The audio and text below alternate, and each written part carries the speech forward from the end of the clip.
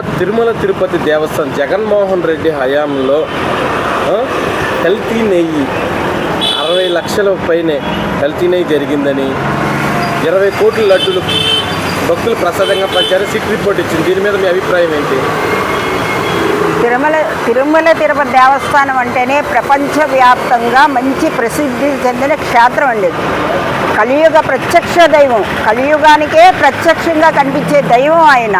ప్రతి హిందువే కాదండి, అన్య మతస్థులు కూడా ఆ లడ్డూని చాలా ఇష్టంగా తీసుకుంటారు. మనం అన్య మతస్థుల దగ్గరికి వెళ్ళి ఆ లడ్డూని ఇచ్చినా కాళ్ళకు చెప్పులు తీసి చాలా గౌరవంగా తీసుకునే ఆ లడ్డూని వ్యాపార స్థలంగా మార్చి, తిరుపతిని వ్యాపార స్థలంగా మార్చి, లడ్డూని వ్యాపారంగా చేసి కల్తీ కలిపి ఈరోజు కల్తీ కలపలేదు అనేసి మరీ నీచంగా అంత బహిరంగంగా తప్పు చేసి కూడా చేయలేదు అనేసి అంటున్నారు చూడండి. వాళ్ళని ఏమనాలో కూడా మేము సాధారణ మామూలు మనుషులు కూడా ఎలా తిట్టాలో కూడా మాకు అర్థం కావట్లేదు.